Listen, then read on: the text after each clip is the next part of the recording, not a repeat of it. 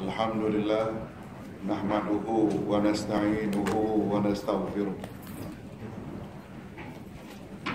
wa na'udzu billahi min shururi anfusina wa min sayyiati a'malina. May yahdihillahu fala mudilla lahu wa may yudlil fala hadiya lahu. Asyhadu an la ilaha illallah wahdahu la syarika lahu wa asyhadu anna Muhammadan abduhu wa rasuluh la nabiyya ba'da. Allahumma salli wa sallim ala nabiyyina Muhammad wa ala alihi wa sahbihi ajma'in. Amma ba'd. Hadirin dan hadirat rahimakumullah. Assalamualaikum warahmatullahi wabarakatuh. Alhamdulillah, kita bersyukur kehadiran Allah Azza wa Jalla,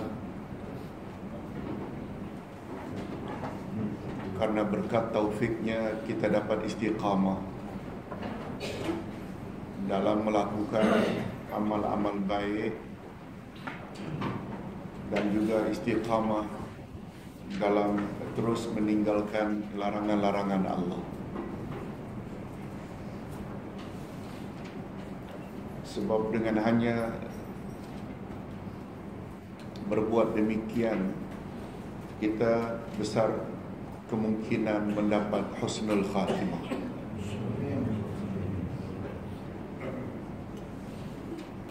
Husnul khatimah maknanya akhir yang baik, akhir dalam iman, akhir dalam amal saleh.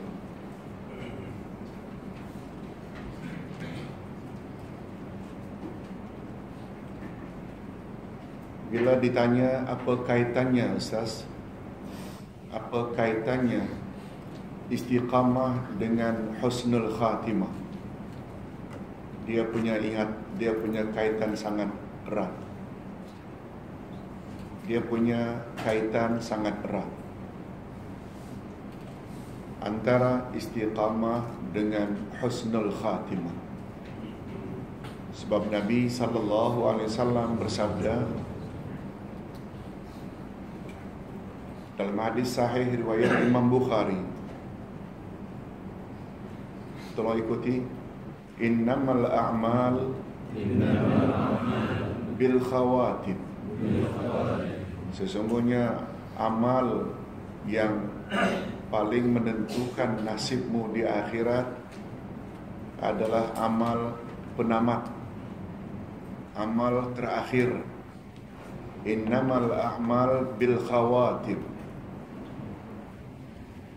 Barangkali kita biasa dengan hadis yang sangat popular, malah diletakkan biasanya dalam kitab-kitab hadis, termasuk kitab 40 pilihan hadis Rasul Imam An-Nawawi.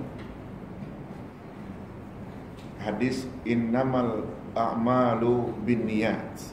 Semua kita tahu, sesungguhnya amal diterima berdasarkan niat. Kita tambah pagi ini dengan satu hadis lain juga sahih, innamal a'mal bil khawatim. Kalau tadi innamal a'mal bin niyat, yang ini innamal a'mal bil khawatim. Sesungguhnya amal yang paling menentukan adalah amal penamat.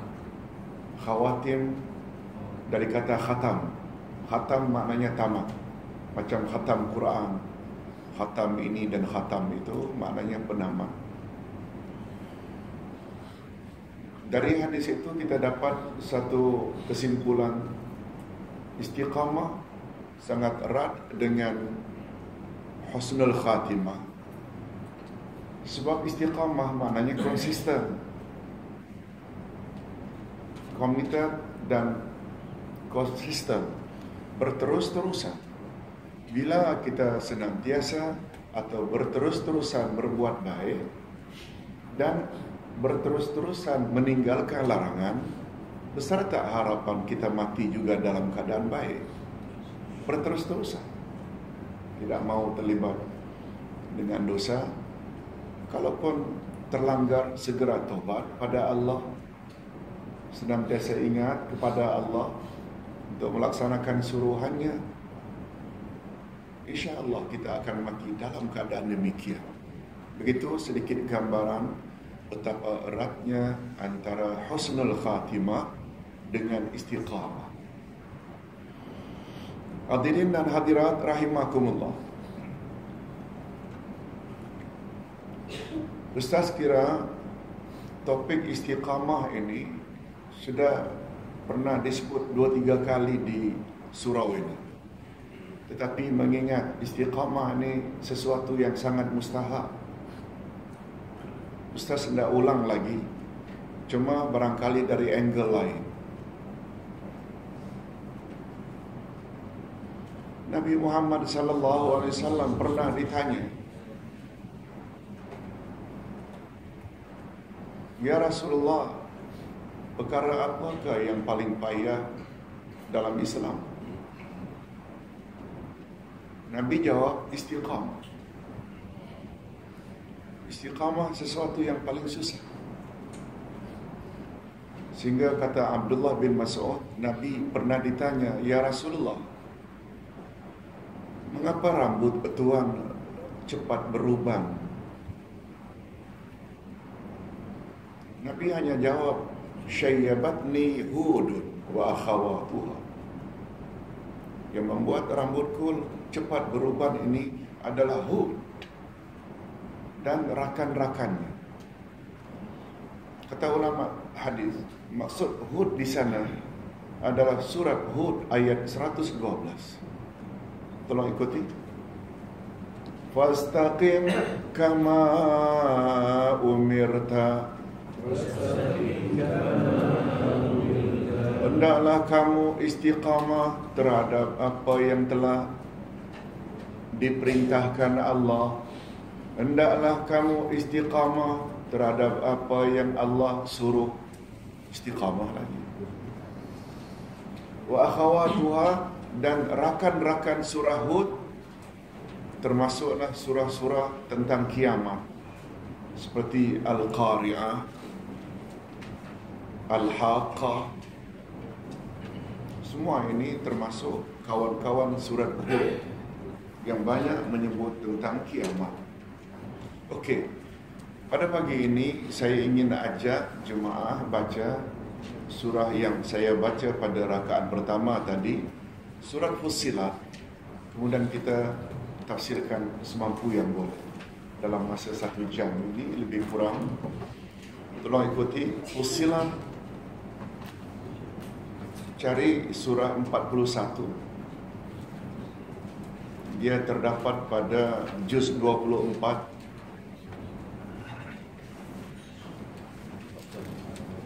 Ayat 30.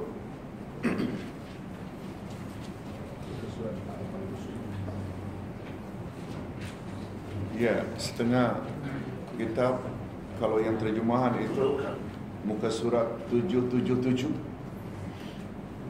yang terjemahan. Senangnya cari saja surah 41, surah 41 juz 24 ayat 30. Tolong ikuti.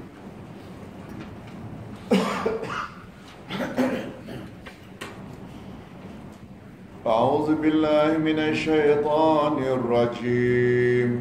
A'udzu billahi minasy syaithanir rajim. Innal ladzina qalu rabbuna Allahu tsumma istaqamu. Innal ladzina qalu rabbuna Allahu تتنزل عليهم الملائكة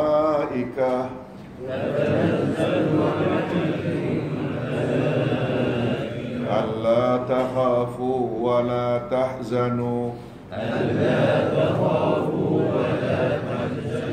وأبشروا بالجنة التي كنتم توعدون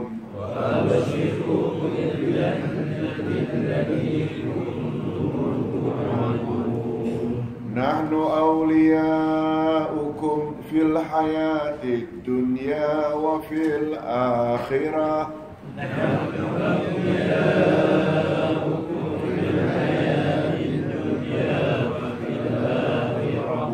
Walakum fiha ma tashtahi anfusukum. ولكم فيها ما تشتهي أنفسكم Walakum fiha ma tad'un. ولكم فيها ما تدعون Nuzulan min ghafurir rahim. نزلا من غفور رحيم.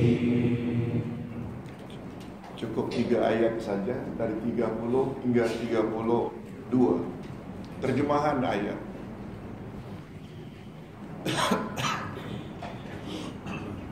Sesungguhnya orang-orang yang mengatakan Tuhan kami adalah Allah, kemudian mereka istiqamah atau meneguhkan pendirian mereka, maka malaikat akan turun kepada mereka dengan mengatakan, janganlah kamu merasa takut dan janganlah kamu merasa sedih, dan bergembiralah kamu dengan memperoleh syurga yang telah dijanjikan Allah padamu. Kamilah pelindung-pelindungmu dalam kehidupan dunia dan di akhirat. Di dalamnya kamu memperoleh apa yang kamu inginkan, dan memperoleh pula di dalamnya apa yang kamu minta, sebagai hidangan bagimu dari Tuhan yang Maha Pengampun lagi Maha Penyayang. Hadirin dan hadirat,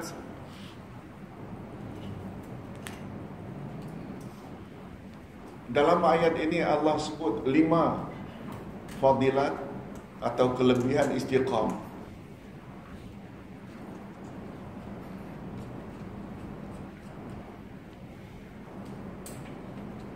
Ketika kita akan mati, kata ulama tafsir,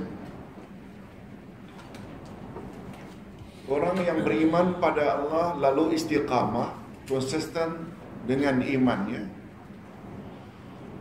ketika dia akan mati,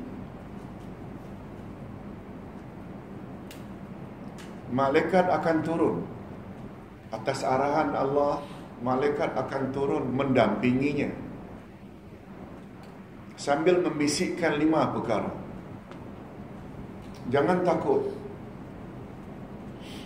jangan sedih, wahai fulan, bergembiralah, syurga sedang menanti kamu. Yang keempat,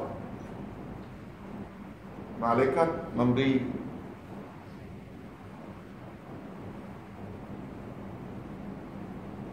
tahu, kami adalah pelindungmu di dunia dan di akhirat. Dan yang kelima, kamu kelak di dalam syurga akan mendapat apa saja yang kamu minta. Ustaz ulang. Sesungguhnya orang-orang yang mengatakan Tuhan kami adalah Allah, kemudian dia istiqamah dengan keimanannya itu, lalu Allah akan arahkan malaikat agar turun ketika dia nazar. Turun bukan sembarang turun, tetapi turun untuk membisikkan 5 perkara yang dikatakan oleh ulama tafsir. Ini fadilat utama istiqamah. Jangan takut, hai fulan. Allah tahzanu, Allah takhafu. Jangan sedih, hai fulan. Wala takhafu. Wa abshiru bil jannati allati kuntum tu'adun. Bergembiralah dengan syurga yang dijanjikan untukmu. Yang keempat, nahnu awliya'ukum fil hayatid dunya wa fil akhirah. Kami adalah pelindungmu di dunia dan di akhirat. Walakum fiha ma tashtahi anfusukum walakum fiha ma tad'un. Di dalam syurga kelak engkau akan dapat apa yang kamu inginkan, dan apa saja engkau sebut engkau akan dapat. Semua itu sebagai apa? Nuzulam min ghafurir rahim. Sebagai hadiah, sebagai balasan, sebagai hidangan dari Allah yang Maha Pengampun lagi Maha Penyayang. Mudah-mudahan kita semua mendapat ganjaran ini. Amin ya rabbal alamin. Cuma untuk mendapat ganjaran, tentu saja kita kena penuhi dulu syarat-syaratnya. Dan syarat di sini senang saja, 2 saja, iman dan istiqamah. Dan untuk membuktikan iman dan istiqamah ini sangat mustahab. Pernah Rasulullah sallallahu alaihi wasallam ditanya oleh satu orang Badui. Bila disebut Badui, biasanya primitif, orang yang tidak bertamadun, orang yang kasar.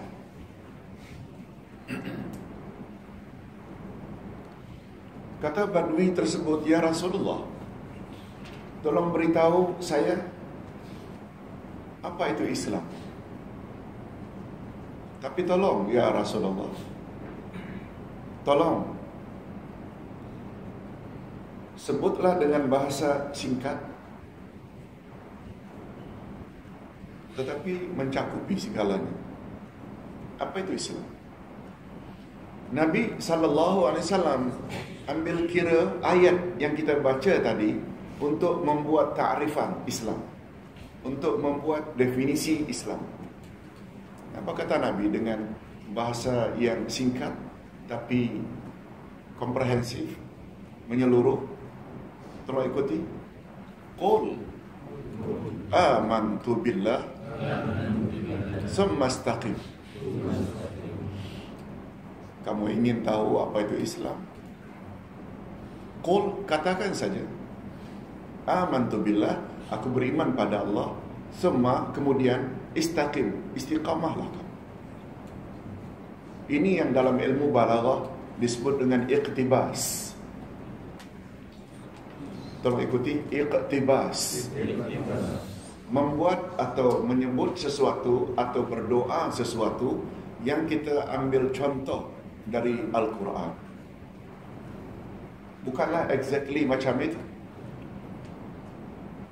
Umpamanya dalam Al-Quran disebut Rabbighfirli wali walidayya. Ada tak? Ya Allah, ampunkanlah dosaku dan dosa kedua ibu bapakku. Lalu kita ambil ayat itu, kita modified sedikit. Kalau kita sedang berdoa dengan jemaah, berdoa dengan ahli keluarga, barangkali kita tidak sebut Rabbighfirli, tapi kita modified sedikit. Rabbana ighfir lana dzunubana wali walidina dalam bentuk jamak. Boleh tak? Boleh. Itu namanya iqtibas.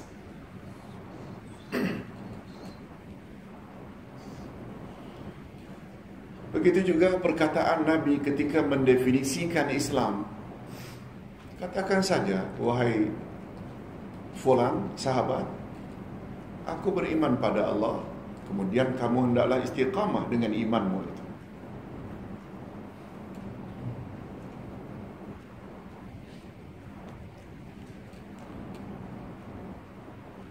Ketika Badui itu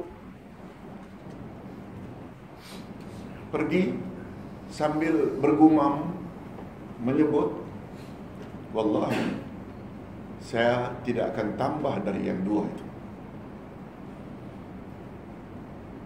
Komen Nabi pula bila dengar, kalau dia betul-betul konsekuen, bertanggungjawab dengan apa yang dia sebut, dia layak masuk syurga. Begitu saja.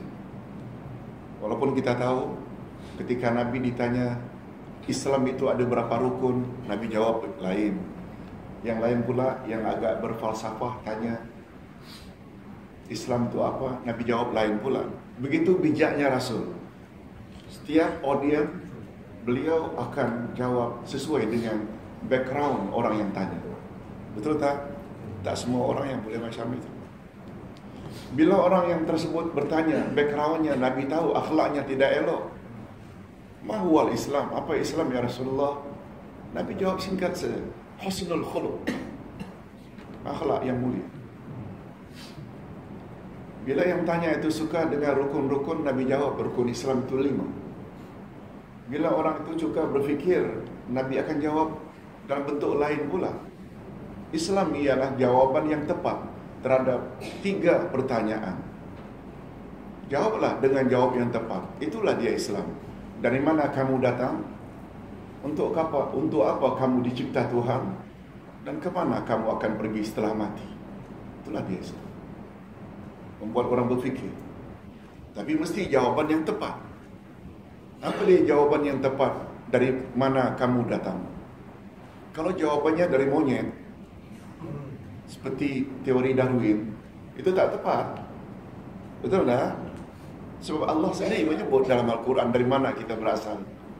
Dari Adam boleh, dari tanah boleh. Itu jawaban yang tepat. Untuk apa kamu hidup? Allah cipta kamu untuk apa? Kalau jawabannya untuk enjoy, tak tepat. Apalagi hidup untuk makan, lebih kurang kambing saja. Yang tepatnya ayat 56 Az-Zariyat. Aku tidak jadikan jin dan manusia kecuali agar mereka beribadat padaku. Betul tak? Dan kemana kamu akan pergi setelah kamu mati? Habis perkara. Nah, itu sebabnya kita orang yang beriman, bila ada kematian, kita akan sebut apa? Inna lillah. Kita semua milik Allah. Wa inna ilaihi raji'un. Dan kepada Allah kita semua akan balik. Itu dia jawaban yang tepat. Macam itulah Rasulullah bijaknya dalam berdakwah. Itu sebabnya setiap dakwahnya mengena. Sebab mengena dengan apa yang dihajatkan oleh seseorang. Okey, berbalik kepada persoalan. Hadirin dan hadirat, kata para ulama, setiap makhluk yang bernyawa, dia manusia ke, dia binatang ke, dia jin ke, mesti ada 4 perkara. Mesti saja.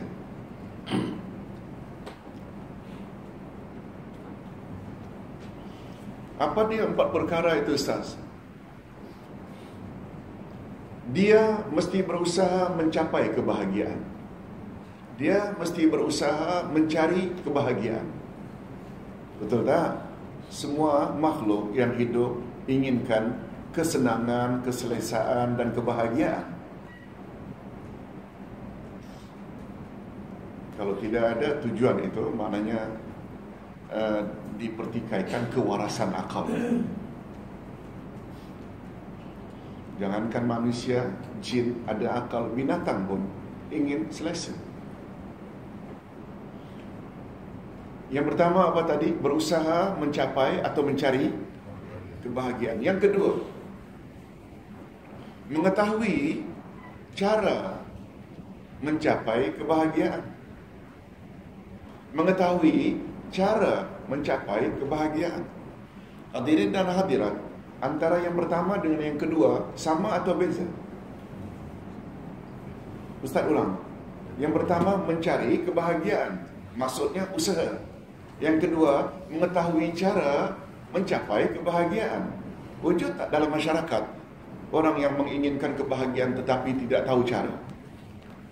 Ada tak? Bukan ada lagi, banyak.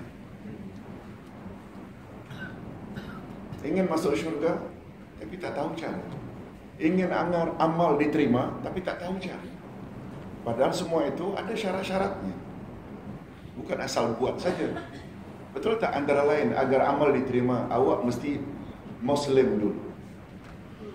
Awak mesti ikhlas lillahi ta'ala. Awak mesti ikut syariat Nabi Muhammad sallallahu alaihi wasallam. Itu cara. Berapa banyak orang beribadat juga tapi syirik buat. Berapa banyak orang yang ingin amalnya diterima tapi buat bid'ah, amal-amal yang tidak ada contoh dari Rasul. Padahal Rasul bersabda, "Man amila amalan laisa alaihi amruna fahuwa rad." Siapa buat amalan tidak ikut cara kami, amal itu ditolak.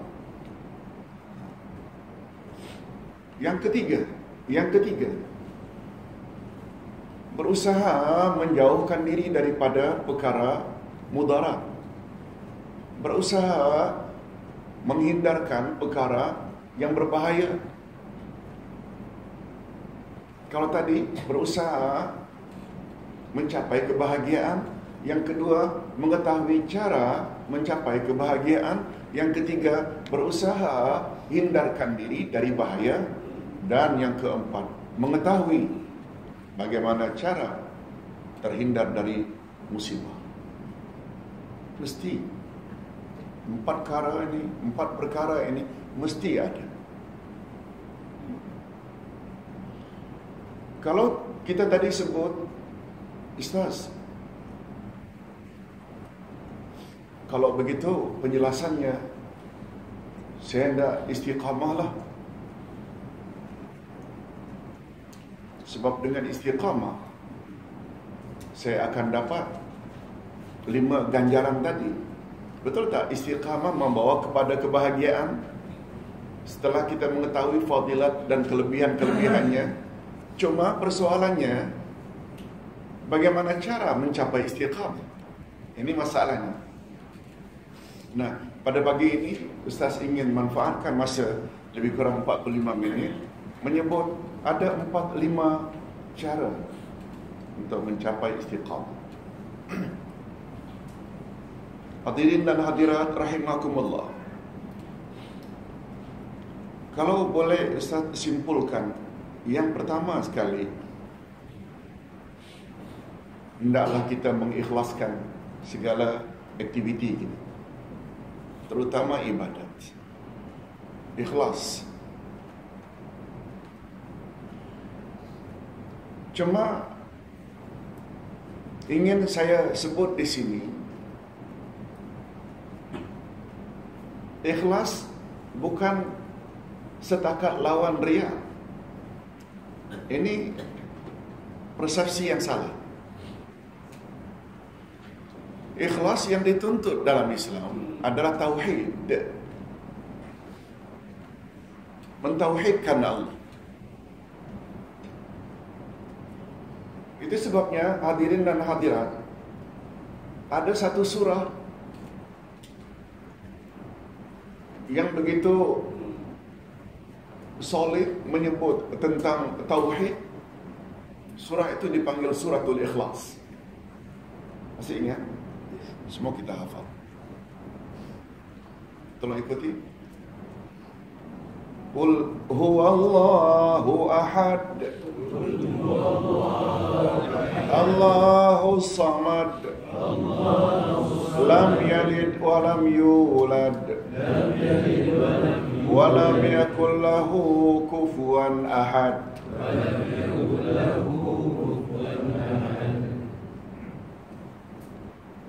Ayat ini turun, asbabun nuzulnya ketika baginda ditanya oleh orang-orang kafir, "Ya Muhammad, ansib lana rabbak." Wahai Muhammad, beritahu pada kami salah-silah susur galur keturunan Tuhan. Maknya, ibunya siapa? Anak-anaknya siapa Tuhanmu itu? Langsung malaikat turun bawa ayat tersebut. Qul, katakan saja hai Muhammad kepada yang tanya, Allahu ahad, Allah itu esa. Apa rahasianya? Tidak disebut qul huwallahu wahid. Beza, wahid lain, ahad lain. Ini wahid yang apabila dicabut tutupnya tetap wahid. Dibuka stikernya wahid. Ditambah tutupnya 2-3, selagi dia bersatu namanya wahid. Sebab dalam bahasa Arab wahid maknanya satu yang boleh menerima penambahan dan pengurangan. Ahad tidak, solid, tak boleh tambah, tak boleh kurang. Itu sebab rahasianya Allah suruh Nabi jawab qul huwallahu ahad, bukan qul huwallahu wahid. Allahu samad, Allah cover segala keperluan umat. Walaupun dalam terjemahan bebasnya Allah tempat meminta. Betul tak? Karena segala-gala miliknya, kepada dia kita meminta. Itu terjemahan terlalu luas. Itu sebabnya samad dalam bahasa Arab ini sima, penutup. Mungkin bahasa Kelantan sumba. Betul tak? Sumba. Sama. Mengapa Ustaz? Allahus Samad, salah satu namanya As-Samad itu yang maknanya penutup, yang cover. Betul tak? Segala hajat dan keperluan umat Allah yang cover. Tak ada siapa yang boleh cover. Oksigen yang dengannya kita bernafas lega, makanan, minuman, pakaian, tempat. Betul tak? Semua Allah yang cover. Itu makna As-Samad. Jangan tanya siapa bapa, siapa ibu, atuk, nenek dan anak-anak. Lam yalid walam yulad. Betul tak? Betul tak? Al-Ikhlas mengandung tauhid yang luar biasa. Jadi ikhlas yang dimaksudkan untuk mencapai derajat istiqamah exactly dengan makna tauhid. Malah pada penghujung ayat walam yakul lahu kufuwan ahad. Jangan tanya ini dan itu. Allah tak serupa dengan satu apapun juga.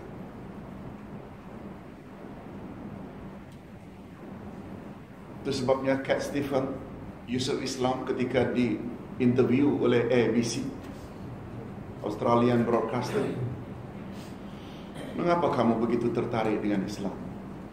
Dia jawab singkat saja. Karena konsep ketuhanan dalam Islam tak sama dengan mana-mana agama. Boleh tak kamu baca sesuatu yang ada dalam Quranmu yang menyebut perkara itu? Yusuf Islam, Cat Stevens jawab dan menjawab dan membaca surah Al-Ikhlas. Maknanya begitu faham dia. Betul tak semua agama lain mendakwa Tuhan ada anak? Yahudi mendakwa Uzair ibnullah, Uzair anak Tuhan.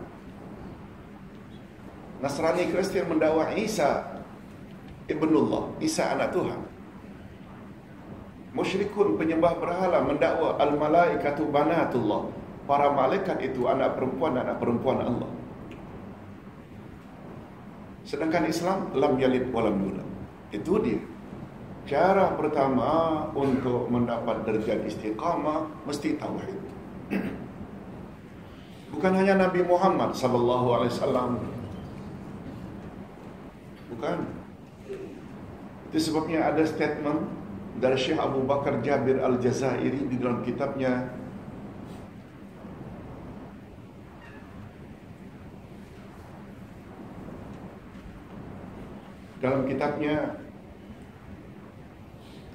Aisarut Tafasir, tafsir yang